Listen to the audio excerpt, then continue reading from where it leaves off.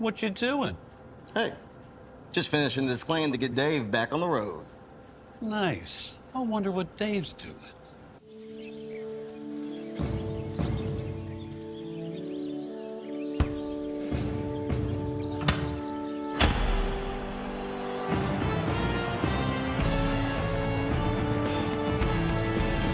You do your thing.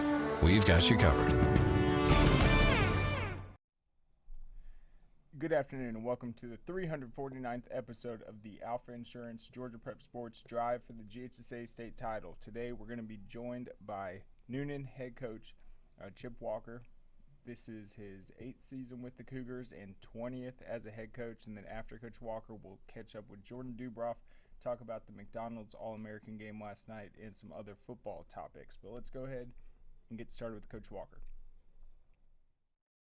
Coach, how's it going? Good. How are you doing? Doing well. So I mentioned it in the intro. This is year 20 for you as head coach. So I think you're halfway to your dad. But what's it feel like just going into year 20?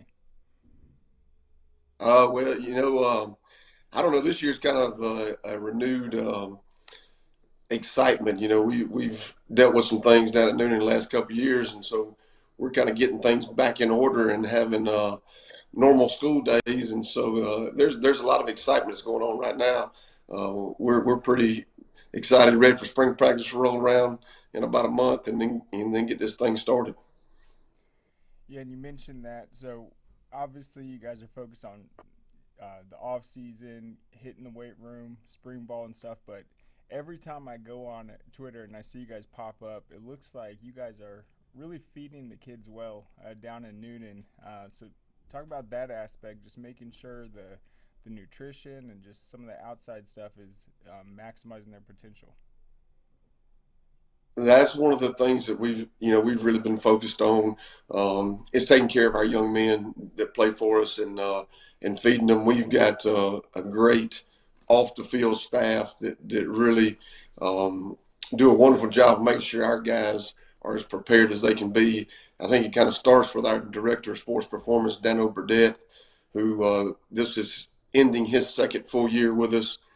Also, our athletic trainer, John Wolf, who does a great job and does everything from mental prep to physical prep, and he's been great for us. And then last year, we added Frankie Bellata, who is a certified nutritionist.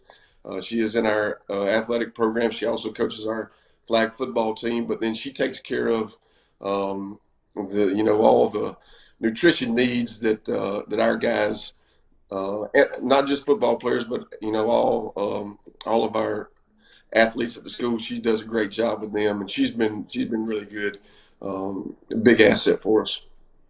And then since heading to Newnan, this is going to be year 8 for you. Talk about just the youth program, the middle school program, how you guys have been able to capitalize on that.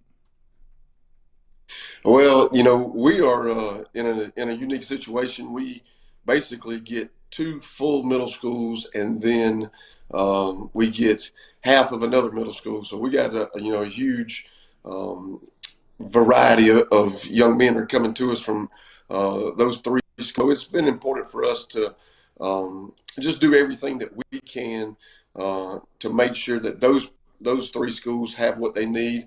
This past year, we were able to put complete weight rooms in each one of the schools for the first time, which we feel like is going to be a benefit for the kids of Newnan for years to come. So now Smoky Road Middle School, which is one of ours, has a weight room for the first time. Evans Middle School, we've been able to add to their weight room, and is the same at Madras Middle School. So we've been able to do a lot of things to help those schools and all the student athletes that are going to be coming through. And you were talking about bringing in some new, leaders regarding nutrition, strength and conditioning stuff. But in the 8 years you've been at Newnan, how much changeover has there been with your staff? Well, there's been a bunch. We've had a bunch of guys who've come and moved on to other, whether it be coordinator positions or head coaching positions. This year we actually lost Cedric Jackson, who used to be the head coach at New Manchester. He's going to Northgate. to be the defensive coordinator. So, we've had a little bit of turnover, but for the most part, probably the last 6 or 7 years, we've had a core nucleus of staff members that have been the same. I guess offensively, it kind of starts with the Barden brothers. I know you know Coach Frank Barden, who's up at Christian Heritage now, had runs at Stevens County and St. Francis and Cartersville for a long time. His two sons, TJ's our offensive coordinator and handles the tight ends and H's, and Brooks is our quarterback's coach. And then Brandavius Mann, who's an offensive line coach for us, does a great job. And then on the defensive side of the ball, Lee Belknap, our defensive coordinator, this will be his third year with us. He came over, used to be the head coach at McIntosh, and so he's done a great job. We've had some guys on that side of the ball. Bruce Dukes, that played for me at Sandy Creek, coaches our corners. He played at Central Florida and Georgia State. He's been with us for 5 or 6 years now. So there's been, there's been some guys who have stuck around. David Ration, who's a Newnan High graduate, played at Newnan, coaches our defensive line, does a great job. So we've had a lot of stability, but it seems like every year, we lose one or two to promotions, which is, as a head coach, that's great. That's what you want those guys to do, is be able to go out and obtain their positions, and then also head coaching positions. Yep, and then these last 2 seasons, you guys had the privilege of being in one of the toughest regions in the state. You got Hughes in there, Douglas County, and I mean, those 2 teams specifically, they were just on such an upward trajectory. You had South Paulding, East Paulding, a lot of Alexander, so many talented teams. So how did your teams, just in terms of experience, compare 2 seasons ago, last year, and then heading into this year, just in terms of seniors, multi-year starters? Well, for us, first off, you talk about that region, and it was a loaded region. 2 years ago, Langston was state champions. This past year, Douglas County had a big run. The South Paulding team 2 years ago had, 6 or 7 Division I football players on it. East Paulding had a really good group this past year. So we played really good football the last couple of years. For us, this past year, we were a really young football team. I think we've got about 24 guys back who have started football games at some point in their high school career. Now, they might not have been full-time starters, but for injuries or different reasons, they've had to start football games. So we got a bunch of guys back in terms of that. And then some of our better players, Rodney Colton is a linebacker that only got to play 2 games last year, but has a bunch of offers. Josiah Smith will be a junior who started for 2 years. He started as a freshman so we've got some guys that have gone through some battles. Obviously, this past year we played 2 freshman quarterbacks, Brody Campbell and Hayes McGinnis. They basically started every game for us against some of the best competition in the state of Georgia. So we got a lot of folks back that have had to go up against those folks you talked about every Friday night for the last couple of years. And we feel like, we're still going to be a young football team. We only have 20 seniors, which is by far our smallest class. This is the class that was becoming fresh, or they were freshmen, I guess, when the tornado hit the school in the town. So, it's we still got some youth, but we got a lot of actual game experience back. So that'll be a good thing for us. Yeah, and I didn't forget about that, but the details lost me. So walk us through one more time, just when that tornado hit, what year it was, and then I think that was some of the challenges you were referring to that you guys have experienced. Yeah, so 3 years ago last week, March the 26th, 2021 is when the EF4 tornado hit Newnan, and it was one of, I guess, only 3, if my memory is correct, only 3 EF4 tornadoes that's hit somewhere in the state of Georgia in the last 150 years. Basically completely wiped our school out. We've been working out in a tent up until this past January. So this off season has been our first off season back in what would, everybody might consider to be a regular weight room and a regular facility. that our school system, led by Dr. Evan Horton, our superintendent, did a great job. They've rebuilt Newnan High School. It's almost completely done. The actual school building will not open until August of this year. So our student body will be back full time in the school starting in August. So we have our athletic facilities that were completed in January. Our academic building will be completed in August. And it's just been a trying process. Like as I said, we've worked out in a tent. We've our basketball teams have not had full access to gyms over the summer. Our cheerleading and our wrestling and all the different sports have had to relocate to all places throughout the county. So it's just been a process that our kids have had to deal with. I was telling this the other day, our graduating class, the class of 2024, the kids that are graduating now, those seniors never went through one normal day of high school. They had COVID, then they had 3 years of tornado. So it's been a difficult process for them. We'll be glad to get back to some normalcy next year with the school and everybody on the same campus. And so it's just been one of those things we've had to deal with. Yeah, and a 3-year process, that's pretty incredible. So right after it happened, I mean, how long did it take for them to start adapting, making these moves, and keeping somewhat of a normal schedule? We as quickly as we could, we tried to get right in. We got to actually have spring practice that first year. It was the first time anybody had been back on campus, so it was, a pretty symbolic gesture that we got to go out there and practice on the game field for spring practice. We right when it happened, we created a makeshift weight room through donations from a lot of different schools around the state. And in doing that, we got our guys to somewhat be able to lift, but it was a difficult process. We didn't run buses and things, so if they could get there, they could get there. If they couldn't, they couldn't. With young kids, that's the process. That's the hard process, is they don't drive, and so parents are working, and we're trying to get them to work out and then get home for class that was online for the rest of the school year from starting at about 10. So it was a difficult process. Since then, our student body has basically been in mobile trailers on campus for the majority of the time. We've been working out kind of in a tent, I would guess is the best way to describe it, back behind the home side. So it's just been a difficult deal. But we moved into a new athletic training facility and a new locker room right before the season started. Again, since January, we've moved into a new weight room. Our basketball team got to have the season in a new gym. Our wrestling team got to use their new wrestling room for most of their season. Our cheerleaders have just completed tryouts in the new cheer room.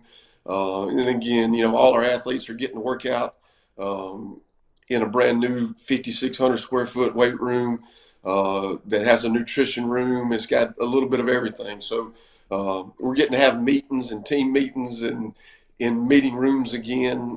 Coaches have offices again. So there's been a lot of excitement since January getting back into all those things. Yep. Wow. I remember that happening. I did not realize that it was still just that long of a process. I'm going to have to go back and look at some of the stories on that. That is pretty amazing. But what about our community is so good because that our community has been so supportive through everything that's gone on. Just tons of support for our students and student athletes. Absolutely. And so what about this spring? Now that you guys have some normalcy coming back, you guys got the new weight room. I think you guys have spring break next week, but what's the spring schedule looking like for you guys? So we're currently on spring break this week, and then we're going to start spring practice on May the 1st. So we'll get our 13 days of spring practice over that next 2.5 weeks. We will scrimmage troop at home again. That's kind of been I guess since I've been at Newnan, I think we've scrimmaged them almost every year. Tanner I used to play each other when I was at Sandy Creek, and he first got to troop. So we'll scrimmage them again. We're excited about spring practice. We're looking forward to it. Probably the only thing we're a little bit worried about is our I mentioned our two quarterbacks that were freshmen this past year that started for us. They are also starters on our baseball team that's currently 21-3. So we may not have them for spring practice, which will be a good thing. They'll get to be playing in the playoffs in baseball, but we'll have to figure out some other things as we go through spring practice.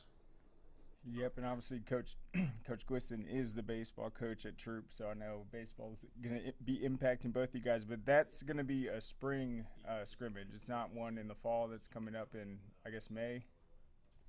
That's right. We're going to do that one on May the 17th, a week before graduation.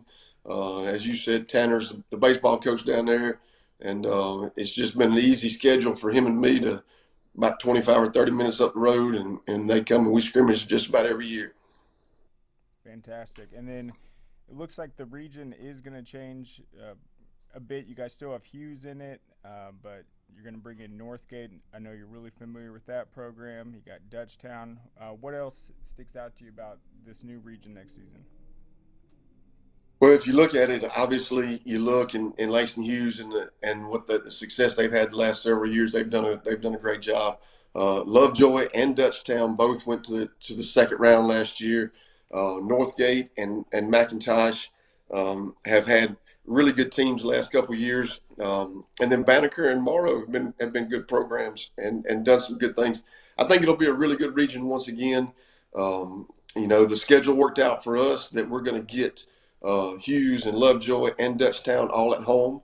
So, that'll be hopefully an advantage for us to get those three at home. We are going to have to be on the road at Northgate, but again, that'll be a county rival. That'll be a lot of fun, something that we'll look forward to. Haven't played them in a while, so it'll be a fun night when we play Northgate. And then in non-region play, who are you guys going to be scheduling?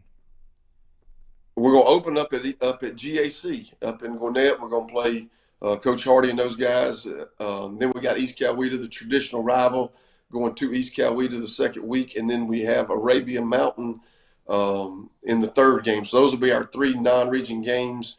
Look, I think together the three teams lost about, 5 or 6 regular season games last year. So it'll be a challenging non-region schedule for us, but that's what we want. We want to go play good competition to get ourselves ready for the Northgates and the Langston Hughes and the Lovejoys and the Dutchtowns and those good programs that are going to be in our region.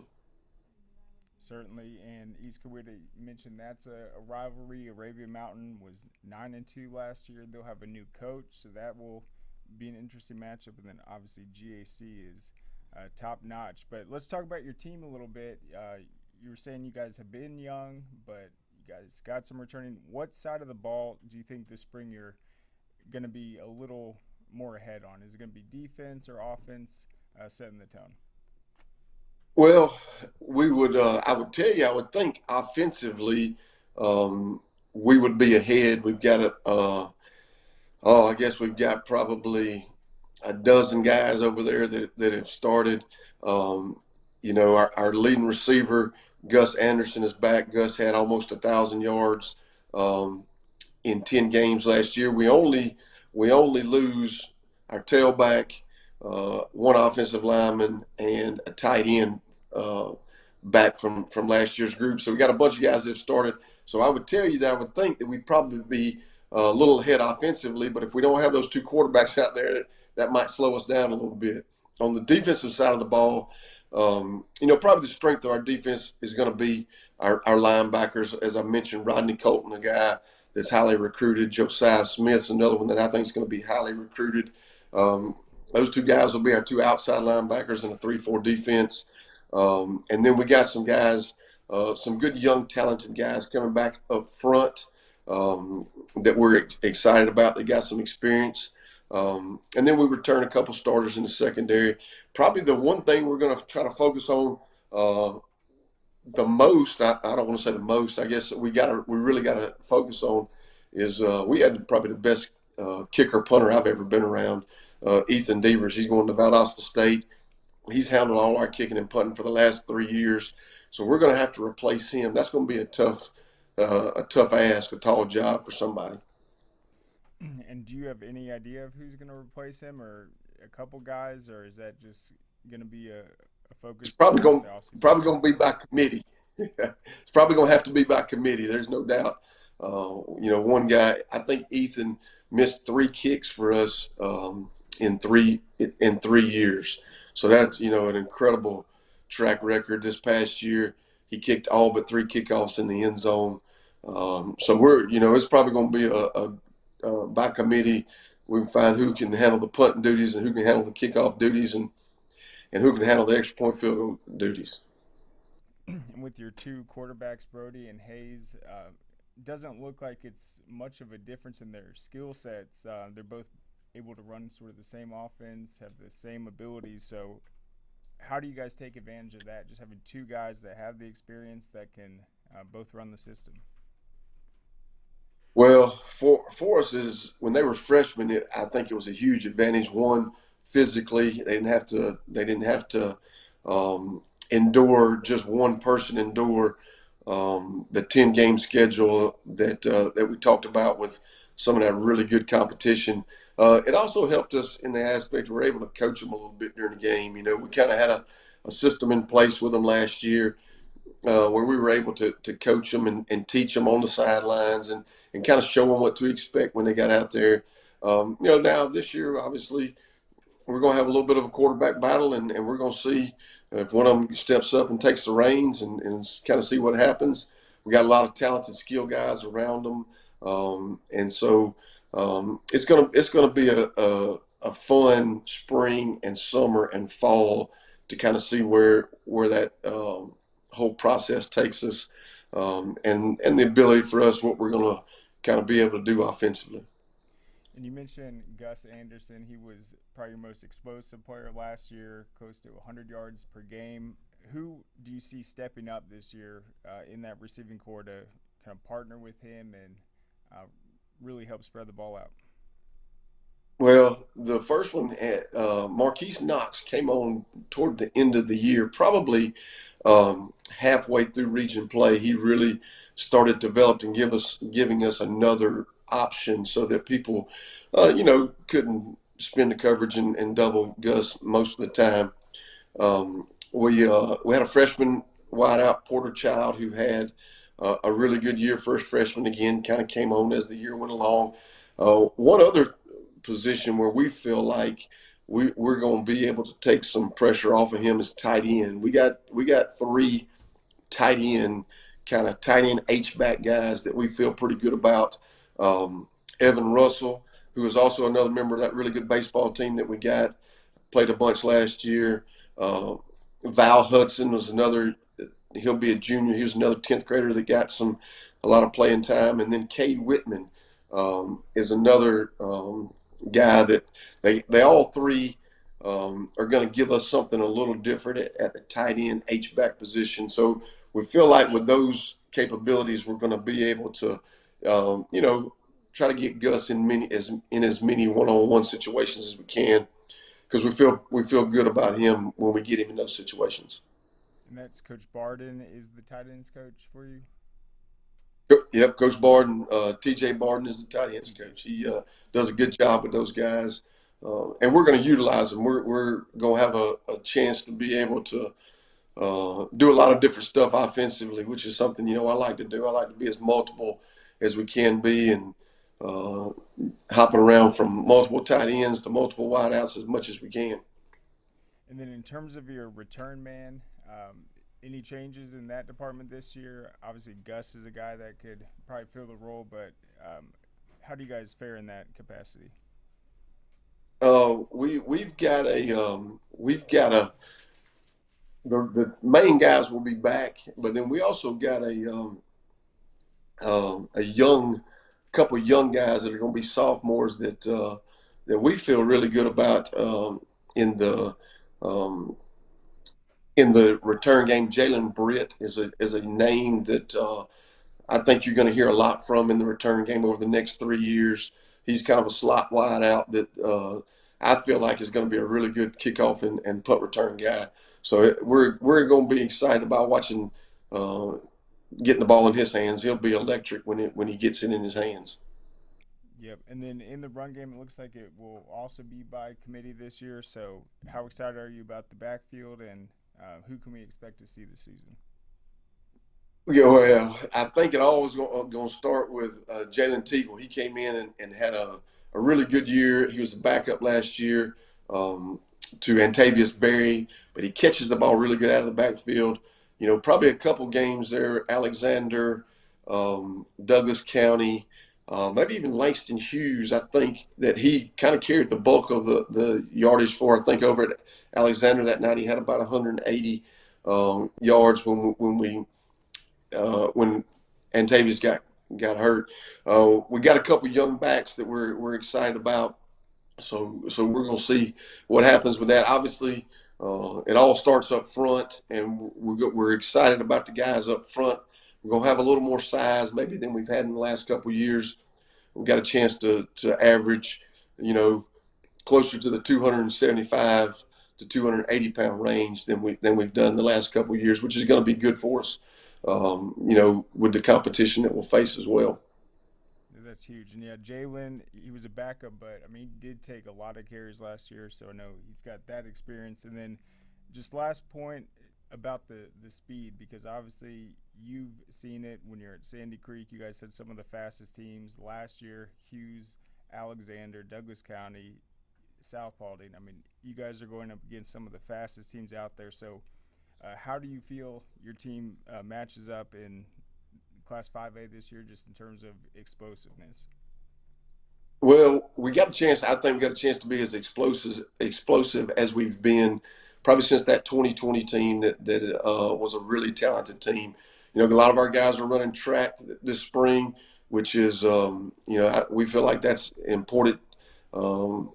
Chance for them to obviously get faster and get more explosive. So we've been happy with that. We've got a couple of young wideouts that are hurdlers and things like that, which are only going to do nothing but make them faster. So there's a lot of good things there. I think the other day it wasn't in a meet, but it was just at practice last week before we broke for spring break. Gus went under the 11th second 100-meter dash time for the first time. So hopefully after spring break, he's going to get that on some publicized times for our track team. So those things have been good. And we got to continue, continue to get better at the things that we've been doing. And explosive plays are big, and creating explosive plays and limiting the explosive plays. That'll be a big thing for us defensively. Is we got to limit those explosive plays, and we should be a little more athletic in the secondary with some young, talented guys as well. Yep, and then I guess we'll close on that. Just defensively, who are some of the guys that are really going to be the heart and soul for you guys defensively this year? Well, I'm gonna say their names: Rodney Colton and Josiah Smith, the two outside linebackers, are going to be really good. Part of what will happen, and depending on how good we're going to be, are going to be the two inside linebackers, Jamarion Neville and Imarion Nichols. Those two guys are going to have to be they're going to have to be really good guys inside to help stop that run. I'll give you a name that I think in about 2 years, if he continues to work in the weight room and does what he's supposed to, could be a big name in the recruiting scene as a corner. Will be a sophomore by the name of Jalen Brown. Jalen's about 6'1", got long arms, so he's the kind of corner that most of those folks are looking for. I think he'll be a guy down the road that people are going to be looking for. Another guy that's had a really good all season for us is Corey North, is another corner that we are expecting some good things from. And then we got a football player back there by the name of Nate Scales. He's not the biggest. He may not be the strongest, but he is a football player, and he does a really good job at our secondary force as well. So it's a group that we're looking forward to be a little more stingy on the defensive side of the ball this year, and not give up some big plays that we tended to give up in the last year or two. And so, yeah, it looks like a lot of new guys breaking in, but do you guys feel like the depth's better this year? Are you guys going to be able to rotate more guys early on in the season? I feel like we will. We feel like we've got about 6 defensive linemen that can play. We feel like we got about 7 linebackers that can play. And then in the secondary, there's about 8 guys back there that we're gonna go through spring practice and really feel like get some really good looks at. So as I said earlier, we got about 24 guys back that have played and understand it. We've had probably the best off season we've had in the weight room since I've been at Newnan. Coach Dano Burdett, our sports performance director, has done a great job. Our guys have shown up and really worked hard in the weight room. We're going to be a little bigger and stronger than we've been. And so, we don't feel like we have to play anybody both ways unless it's just somebody that we feel like really makes us better. There's maybe one offensive defensive lineman, Javion Hinton, who's probably our best offensive lineman, but he'll probably play a little nose as well. He's a really good football player. So all those things are going to be good for us, we feel like. All right. Well, before we let you go, Coach, just in terms of early on in the season, the GAC game, the East Coweta, the region's going to be pivotal, but what's the number one thing or a couple things that you're looking for from your team just early in the season to help build that momentum and really set the tone? Well, growth from the quarterback position. Obviously, they're not going to be freshmen anymore. They weren't freshmen at the end of the year, really, the way we look at it. But growth out of the quarterback position will be big. We got to get off to a good start. We need to play well early on. Something that we've felt like that we have not done the last 2 years. We didn't feel like we played very good early in either the first couple games the last 2 years at all. So we got to play better in those early games. And then defensively, we got to be able to stop the run. Those are going to be keys to us having a better year and being better when region play starts. Awesome. Well, can't wait. And yeah, Troop will be a great test. They have plenty of speed, some great athleticism. But Coach Walker, I really appreciate the time today. Thank you so much. I thought your spring break was next week, so I really appreciate you coming on. Hope you enjoy the rest of it. I sure do appreciate it. Thank you. Go Cougars. Go Cougars. All right. So there goes Coach Walker, and they've got a really good chance this year. The reason I brought up their region the last couple of years, it's like that was the deepest. I always think of Rome's head coach after they matched up with Hughes. Obviously, they beat them last year in the revenge game, but that first time around, Coach John Reed, he said, "We lost to the Pittsburgh Steelers. That wasn't a high school football team." That's just how big that Hughes team was in 2022 when they set the state record for points, and they did look like a NFL team out there. So no fault to the Cougars. They've gone through it. You mentioned the tornado, the COVID year, but really think they're going to be back in the playoffs this year.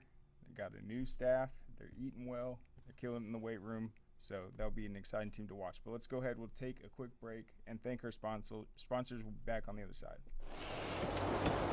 Hey, is the power off on this? I don't know. Just take it off. Safety violation, unsafe work conditions. In the construction trades unions, safety is our highest priority, and we train you to recognize and speak out on unsafe working conditions so that everyone arrives and goes home safely. Learn about careers in construction at georgiaconstructioncareers.com. All right, welcome back. So before we get to the next segment, let's just tie a bow on that. So that was great. We got 30 minutes with Coach Walker, learned a lot about his team. The quarterback battle. They started 2 freshmen last year. Both took similar snaps. Hayes had 9 touchdowns. Brody had 5. Both were about 51% completion. So he wants to see that go up. They've got, Gus Anderson. He was nearly a 1,000-yard receiver last year. He cut his 100-meter dash time under 11 seconds, which is huge. He averaged 18 yards per catch last year, had an 81-yard touchdown. Got some new explosive guys that are going to help in the return game. And then the other aspect, he says they really need to replace the kicker. Guy that handled kickoff duties, punter, PAT. He said he only missed 3 attempts his entire career, so that will be another thing to watch. But they got a big opener against GAC, and then East Coweta after that. But that is it for the Cougars. I think we have Jordan ready to roll, so let's bring him on. And then I want to ask you before we get to basketball. So Newnan, they missed out on the playoffs last year. They were in that really tough region. Yeah. I think they're a team that can make a nice bounce back this year. Another team that missed the playoffs last year that I think we need to really keep an eye on is Calhoun. I think they're probably killing it right now in the weight room. So what do you think it's like for these historic programs that missed out on the playoffs last year just as a result of a tough region? Do you think they have an extra edge this offseason just getting ready for 2024? Yes, I think Newnan has a really great chance at having a great season this year. They've been really good. Coach Walker's been really good over there, and he's going to have that team ready to go in 2024, this upcoming football season. I agree, and if you look at it, they opened up against Sandy Creek last year. The first game of the season, Yep. Sandy Creek was coming off the state title. They played East Coweta early on. He said they struggled in those initial games, but as you guys heard in the interview, they were starting 2 freshman quarterbacks, so I think that'll be beneficial to them. What's another team, though, regardless of if they made the playoffs last night, that you are kind of keeping extra attention on this upcoming season that you want to see how they come out? I've heard people say Walton because they lose so many pieces. How Yeah. they're going to come out. You got Douglas County, but what teams are you just excited to see? I'm excited to see Cedar Grove with their new head coach, Roderick Moore, over there at Cedar Grove. John Adams left over there, and they won the state championship last year, and they're going to be playing in Mercedes and Corky Kell. So I want to see how Cedar Grove comes out with their new head coach when they play Douglas County.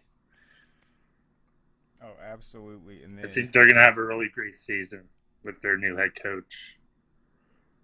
for sure. And then what about some of the other Gwinnett teams? I'm obviously excited about Grayson. They're going to be stacked on defense. Yeah. You guys offensively. Buford, they've got a brutal schedule, but what do you think about teams like Peachtree Ridge, Mill Creek, North Gwinnett? I think they're really dangerous next year. We saw last year was the first time in like 10 years that a Gwinnett team didn't make the state finals, but who in Gwinnett County do you think has a chance to really make a deep run? I think Mill Creek has a big shot at making a deep run into the playoffs this upcoming year. Maybe Peachtree Ridge. I like what their program has done over the last couple of years. They have a really good shot in Brookwood, too. Brookwood's going to be a really talented team again, too. I agree. I can't wait to see Brookwood in that opener. All right, well, let's get to the basketball real quick because you were watching it last night. It was the McDonald's All-American game. Ace Bailey was out there. We've seen him dominate throughout the year. First, what did you see from Ace Bailey just in that game surrounded by the best in the country? Ace Bailey he played about 25 minutes in the game last night. He had 5 rebounds last night, 2 free throws, 2 assists. I have the stats pulled up. It looks like his future Rutgers teammate had a good one. Dylan Harper, 22 points. 6 points. Yeah, his future teammate Dylan Harper, 22 points, 6 rebounds, 5 assists. So those 2 players, Ace Bailey and Dylan Harper, are going to be players to keep an eye on in the years to come. Absolutely. Ace Bailey also had 2 assists in that game. Obviously, the 5 rebounds. Yeah. We've seen him this last year. I forgot what game it was when he had the 40 points and 20 rebounds. So I feel like Ace Bailey, he can do it all. You can call him a point forward, but at the next level, do you see him be more of a wing guy, a guy in the post, or do you see him trying to be that superstar again where the ball's going through him every single time? Could see him being a superstar, getting the ball to Ace Bailey every time. Yeah, well, he certainly could put a team on his back this last year. But who else in that game impressed you? Looks like you had Cooper Flagg. I think he is the number 1 ranked player. He had 8 points in that game. He had Derek Queen had a big performance. Yeah. What was your overall impression, though, of the star power, just knowing that these guys are still in high school but about to be the next crop of stars at the college level? I like seeing all those players play in the McDonald's All-American game. They got to play in Texas where the Houston Rockets play. So they got to play in the NBA arena. So they got to experience playing in the NBA arena for the McDonald's All-Star game. And it was just a great game overall. It was a close game. The East won 88-86. And it was a great game. Oh, for sure. And the co-MVPs of that game is a 2-point game. You had Derek Queen, the Maryland commit, and then the guy we mentioned, Dylan Harper. He will be teammates with Ace Bailey at the next level. I think that's huge for him. Ace Bailey's obviously number 2 player, number 1 in the country, a 5-star. But for Dylan Harper to go out there, have a big performance, I think that'll be big for him just heading into campus. But looking at college basketball right now, there's no doubt this year's tournament has been really successful. Yes. Everyone's been excited. The games have been fantastic. The popularity's up. Some people attribute that to just good matchups, but other people are pointing out things like the fact that the NIL is now in college. Guys aren't interested in skipping their college career, playing in the G League, going overseas. There's actual big-time opportunities for them to go to college, go to a big team, try to make that run in the national title. So do you think after maybe a couple of down years, college basketball is about to really regain some popularity? I agree with you. They can sign NIL deals now, so I'm excited to see which ones are going to get some NIL deals out of this McDonald All-Star games. And 100%. We're going to know their names for a long time. Absolutely. And then have you been keeping up with both tournaments, the boys and the girls? Yes. So what's been the highlight for you so far? Was it maybe Alabama making the first ever Final Four, the big showdown, I think, 2 nights ago with LSU and Iowa on the girls' side? What's been some of the more memorable results?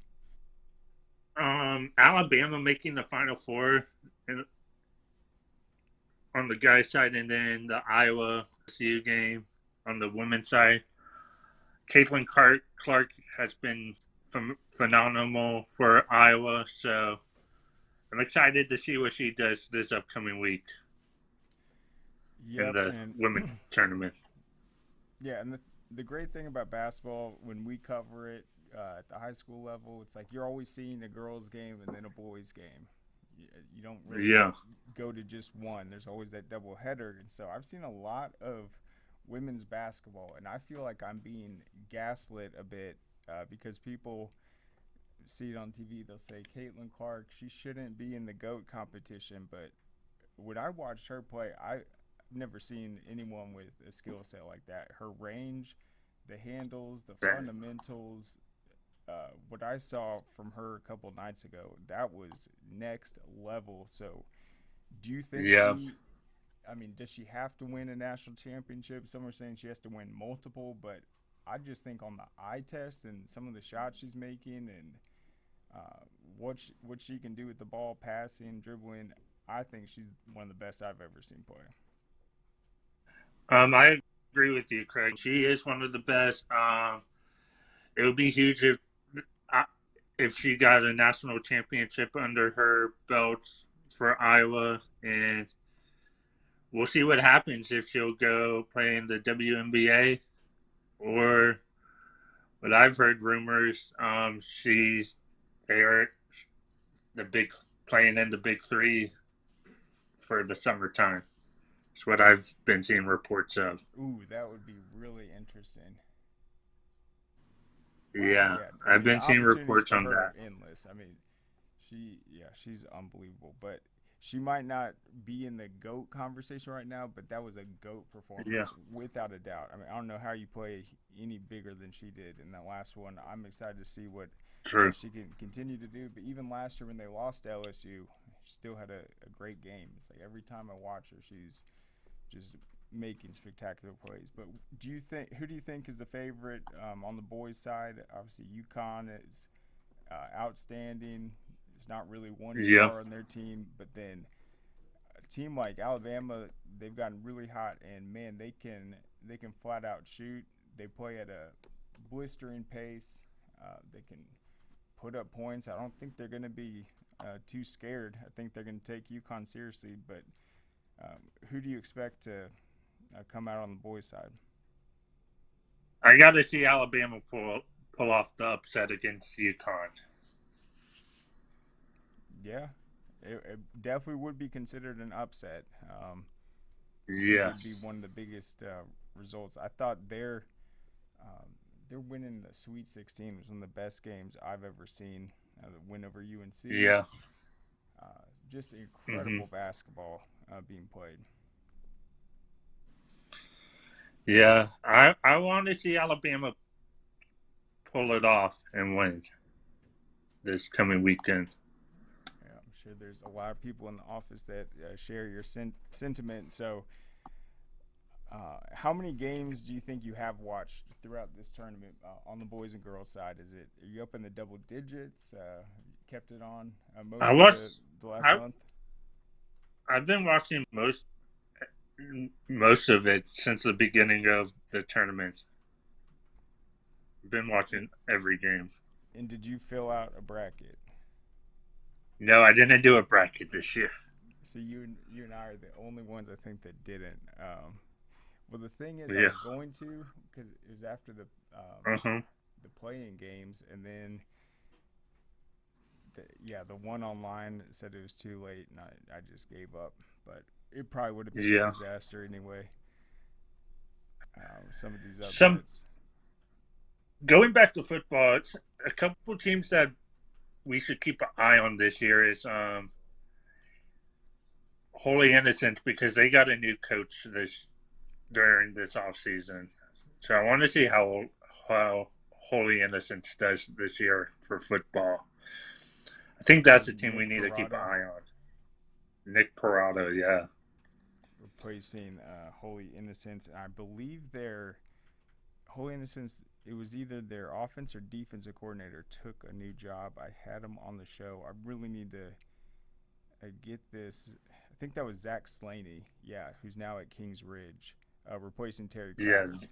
And the thing I said about that head coaching position, it's like when Kings Ridge, a new school, not that old, when they hired Terry Crowder, I was like, okay, their administration clearly cares about making football a big deal at their school. You're going to hire a former state championship coach, but there's a lot of coaching changes. Yeah. So let's talk about some of the other ones real quick. And I think with this year's coaching changes, there were so many guys that they didn't get fired. They either came to their 30-year retirement, they took other positions, and then what that means is when you don't have a coach get fired, a lot of the time they can leave the program in a more stable state.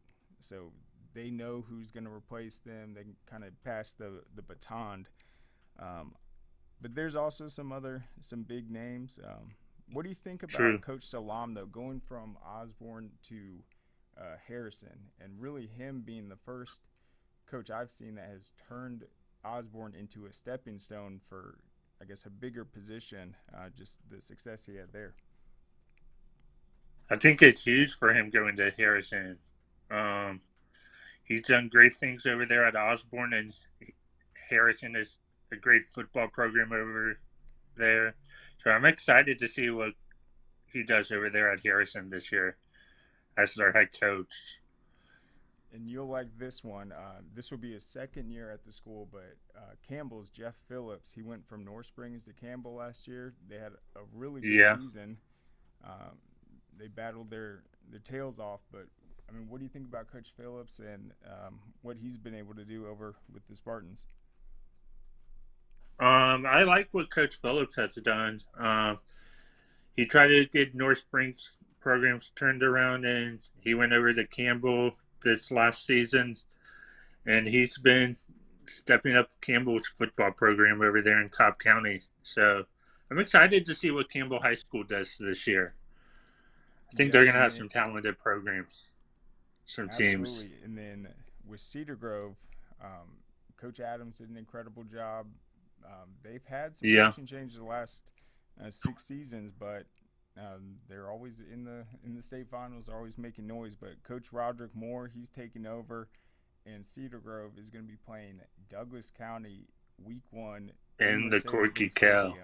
In the Corky Cal. I don't think it gets much bigger than that. So obviously Cedar Grove is going to have a lot of talent returning, but I mean, how big is that debut for Coach Moore, taking over Cedar Grove and opening in that way?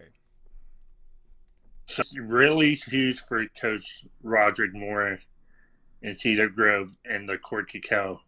He's getting his debut in Corky Cal in Mercedes-Benz, playing Douglas County, who lost in the state championship. Yeah, no, that'll be tough. And man, Douglas County's so loaded.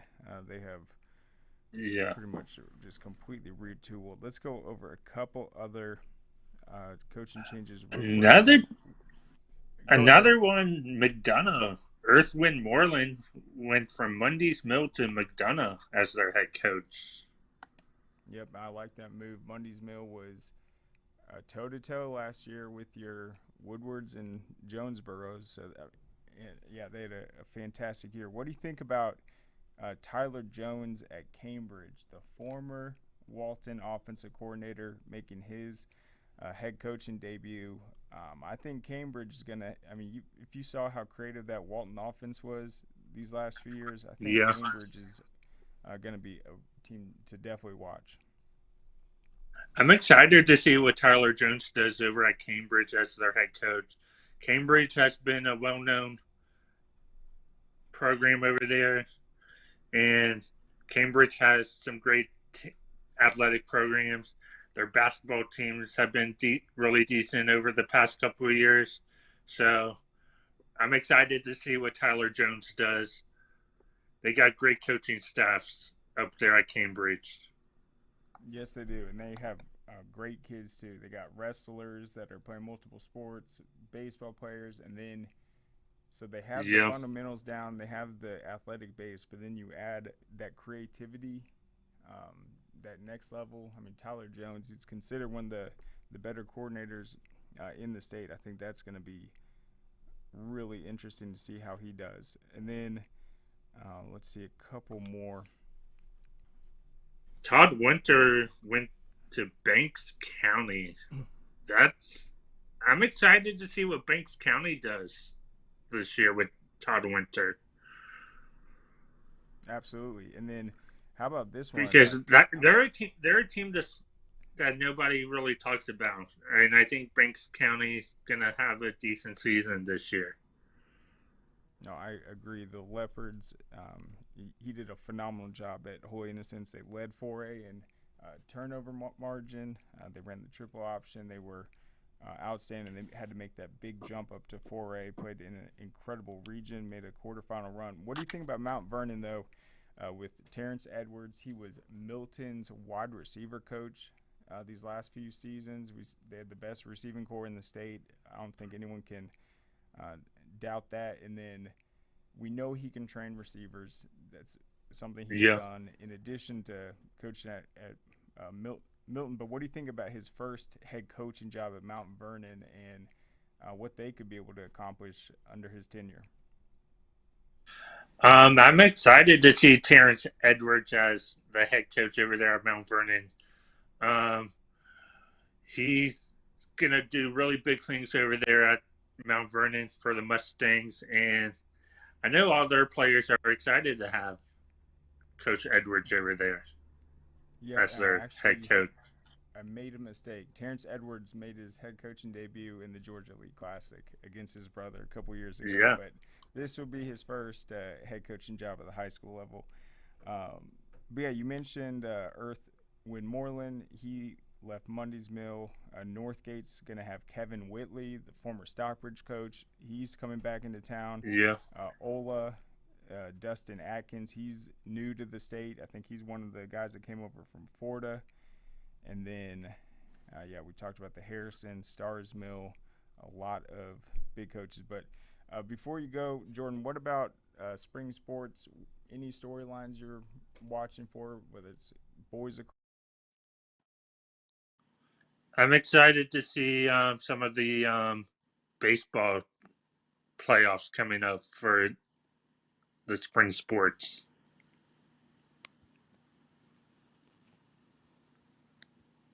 Can you hear me?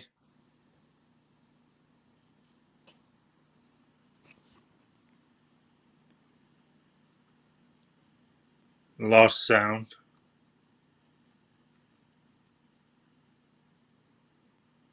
All right. Looks like we lost the sound. I hear you now. Perfect. No, I think, the baseball championships will be phenomenal. The soccer ones were great last year. And I think there's some interesting storylines in lacrosse. Last year, West Forsyth had the breakthrough year on the boys' side, but, there's some other teams. Buford was rolling before Lambert beat them, but I think you might see some first-time champions in the spring sports this year. True. I'm excited for the spring sports playoffs coming up. You bet. All right, well, we're running out of time, Jordan. We'll have to get you back on. Always nice talking to you. But we'll catch up later in the spring season. Sounds good. Thank you. Yep. All right, so there goes Jordan. Let's go ahead and take a quick break before we close out on the other side and thank our sponsors. Hey, does it matter if this leaks? It don't matter to me. Can't see it from my house. Illegal use of hands, improper training.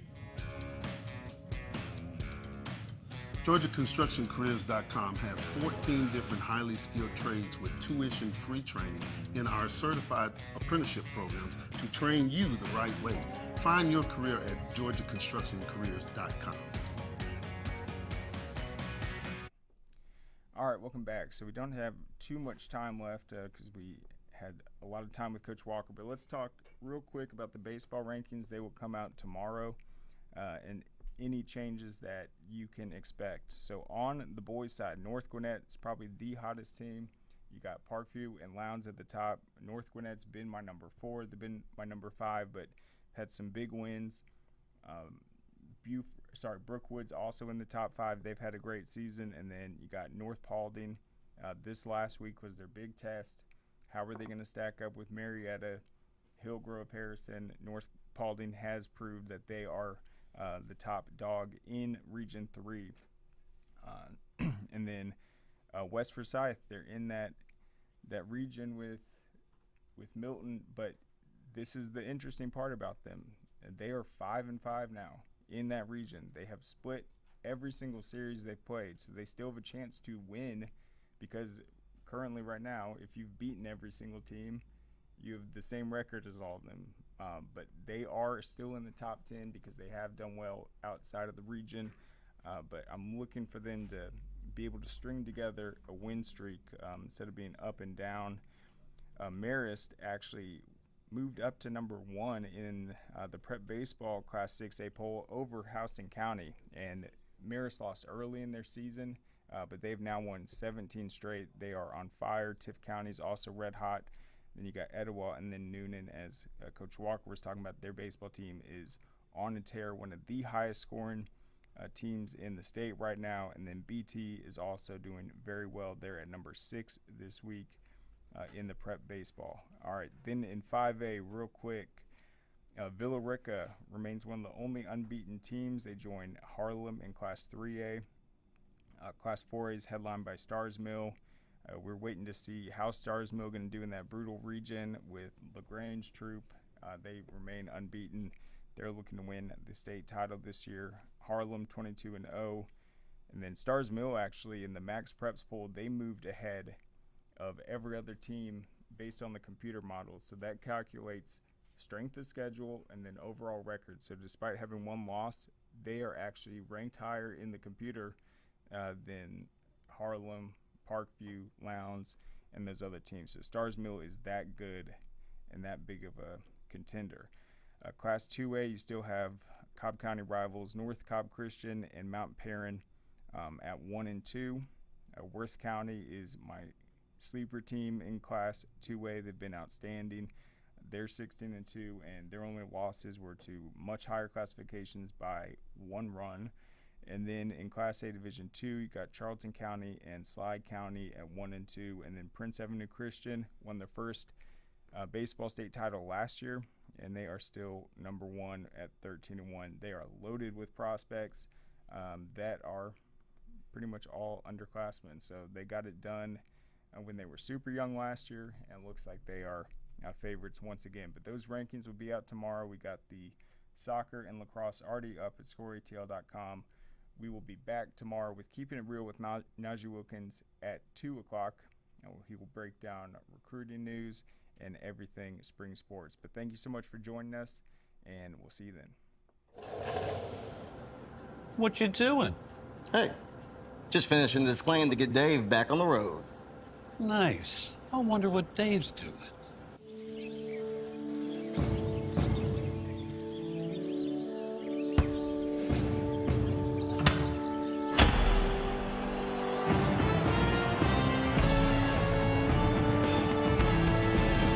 You do your thing. We've got you covered.